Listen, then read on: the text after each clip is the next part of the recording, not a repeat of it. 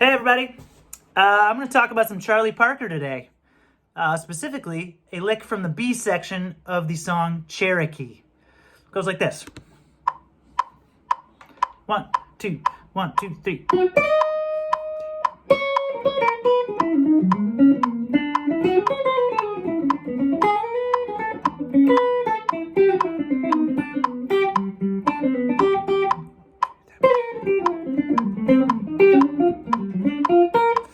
Woo! Man, what an intense little journey those couple of bars are. Like I said, that's from the song Cherokee, which was originally written by Ray Noble, I think in 1938, but it's been covered by literally everybody. I mean, it's the quintessential jazz standard. It's just a standard tune that everybody covers, Charlie Parker included. So much so that in sort of Charlie Parker lore, I've heard stories that this was like this song was sort of an obsession of his as like a guinea pig for experimenting with like playing over changes and developing his vocabulary. And you can even, if you want to check it out, the Charlie Parker song Coco, K-O-K-O, is the same exact changes as Cherokee. He just took the same chords and wrote a new head to it. And this particular version that this lick is from is, my friend Reed Mathis sent it to me. He sent me a truckload of Charlie Parker bootlegs that have just been like blowing my mind, and I've just had them on repeat when I've been on long drives and stuff. And this is labeled as being from 1943, and it says it's a trio. I can only hear Parker and somebody playing like Freddie Green rhythm guitar. Maybe it is Freddie Green, I don't know. But they're just playing kind of like a quarter note, you know, like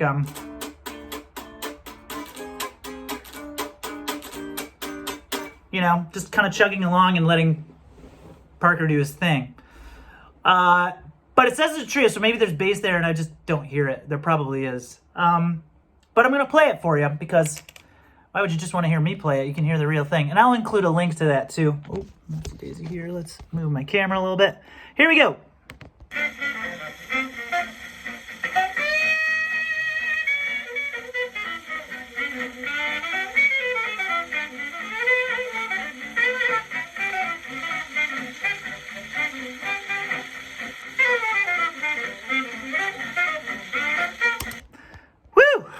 Man, so beautiful. I just can't even. Whoopsie daisy. Hello, there y'all are. So let's talk about it, and I'm going to play it nice and slow for you. No more metronome. I don't need to show off anymore. We know the line is cool. So let's play it nice and slow because I'm here for you. So before I play it slow, let's talk about the harmony under it because that's what makes this so cool to me. So the chords underneath all of this whole line is taking place over the B section of Cherokee. There's an A section too, but this lick occurs over the entirety of the B section. And this B section is really cool and kind of easy to memorize. It's made up entirely of 2-5-1s, which, if you know anything about 2-5-1s, that's like just an essential chord sequence for improvising jazz musicians to know how to solo over. It would be like a blues musician needing to know a 1-4-5 progression, you know? So a 2-5-1 is whatever key you're in, the 2 chord. So the first chord in this passage is C sharp minor 7. Okay? That is the 2 of B. So this is a 2-5 in B. Even though we're starting on C sharp minor, we call this a 2-5 in B because this is the 2 of B. Then it goes to 5, which is F sharp dominant 7th, and then B major 7, or I like the sound of B major 6. That just seems a little more stable to me. So 2, 5, 1. Okay? And it lives on that one chord for 2 bars. The really cool thing that happens though is that these 2-5-1s are moving down in whole steps, which creates something kind of cool.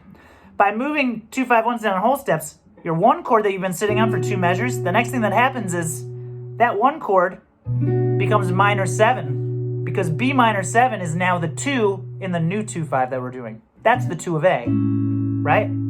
So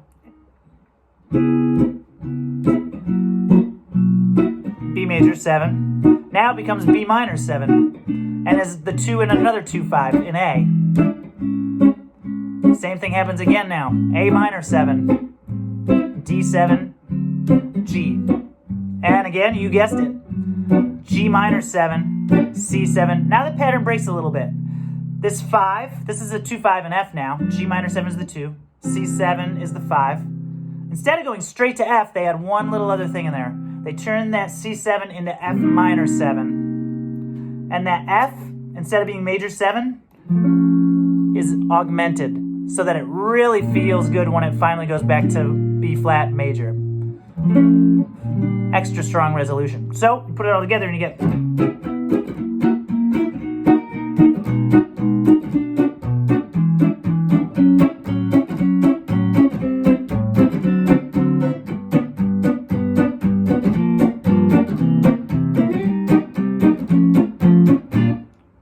Right? And then you have one more A.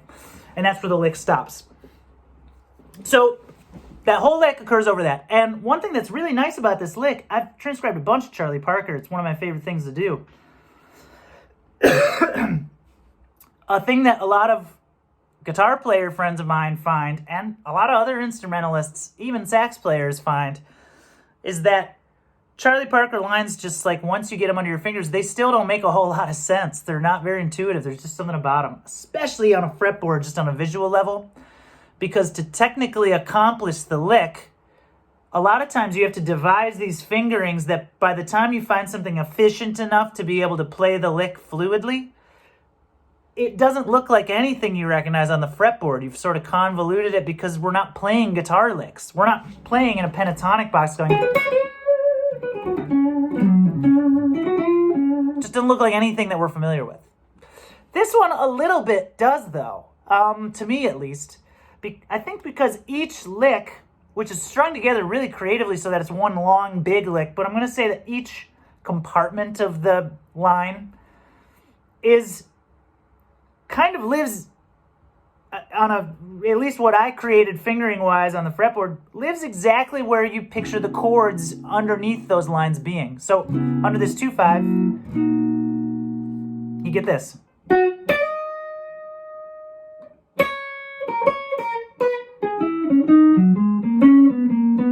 Okay, so everything there, every single note, break position a little bit to go up here. That's a very pretty note. It's the 9th of the 2 chord.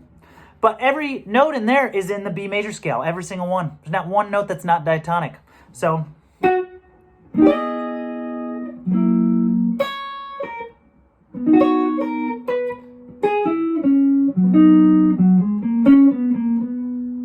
everything is in B major. So... okay, now that the new lick starts, remember, well, it's all the same lick to me, but like the next compartment of the line occurs over B minor 7. Well, we're already where a B minor scale is pretty intuitively located on the guitar. And sure enough, a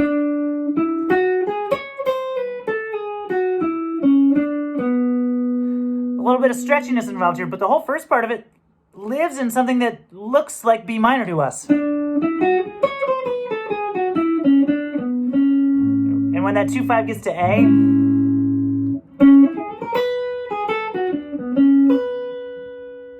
with the exception of one or two little chromatic, approach notes or something, that's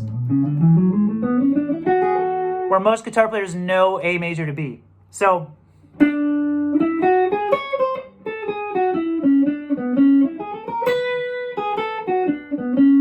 and I also love that it ends on this B note over an A major 7 chord. Okay, then change it to A minor 7.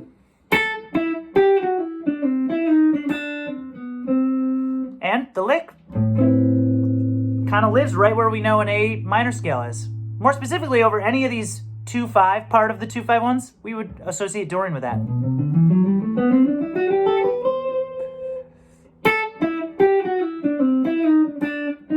I love that note, which would be the flat. By that point, there's a D7, and that would be the flat 9 of D7.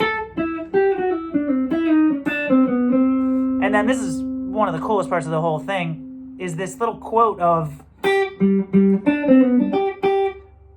What is that? Somebody help me out. What melody is that he's quoting or teasing? Is it Steamboat Willie or some Disney thing? Is it Mozart? I don't know, but it's something all of us have heard before.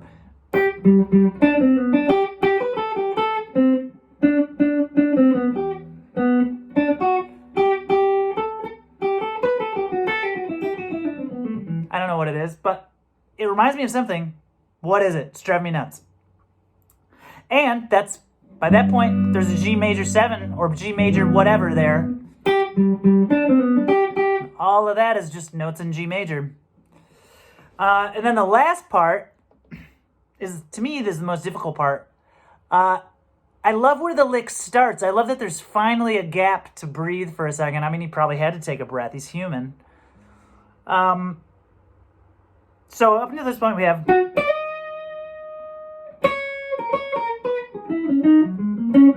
That was all B major, then B minor, which is turning into A major.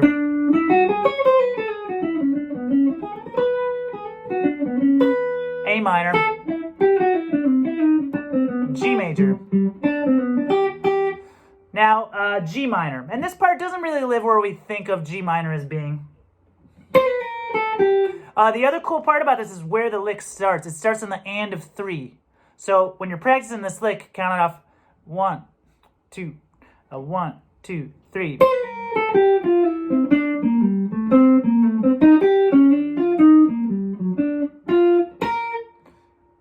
That's a hard lick to me, at least. Maybe you'll have an easier time with it. But so it's starting off with this little chromatic slur from C down to A. 1, 2, 3. Okay? So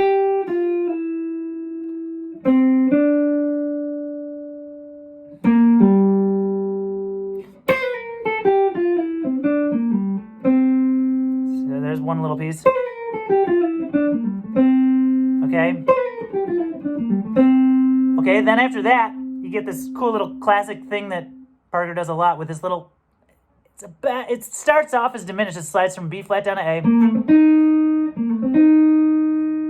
So that should be like A diminished. We would expect it to be diminished, but it's only minor 7 flat 5. It goes up to G instead.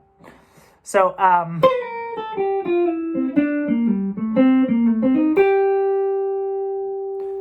and then this little thing, which is almost like a ghost note, like it's barely there, but if you listen closely, it's there. He goes from D flat to D, then F, and then like it. To me, that looks like an E flat major arpeggio that he then turns into. Instead of playing the major third, he turns it into the minor third, and then tiny little B flat major arpeggio. So 1, 2, 3.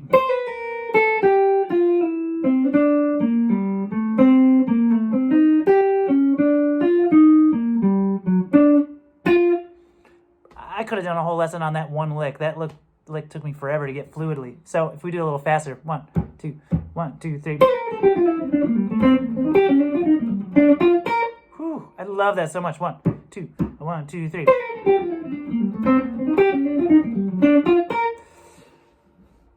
So let's play that whole lick one more time. 1. I'll do it nice and slow, and then I'll do it fast one more time just for kicks. 1, 2, 1, 2, 3.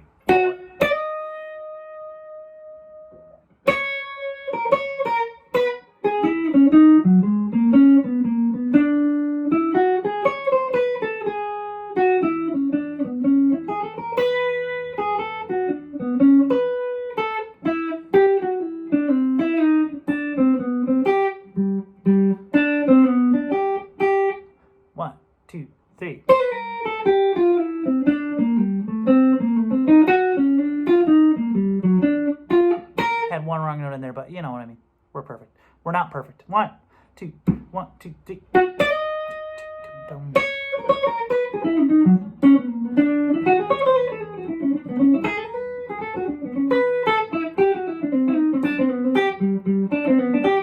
1, 2, 3. All right. Good luck with it, everybody. I have staff notation and tablature for you.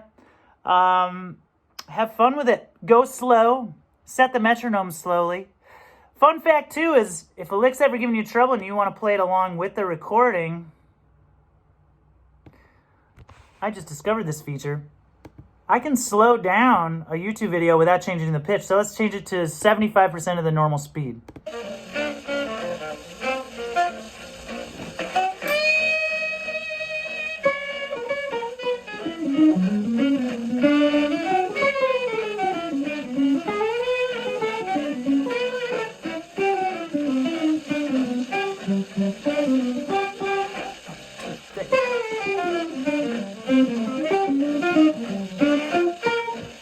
Cool.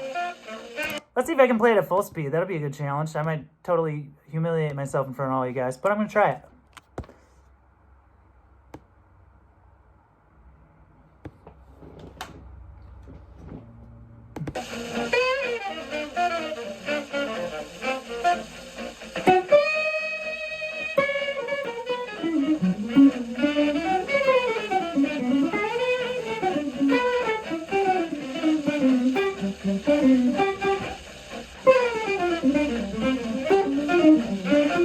Woo! Got it.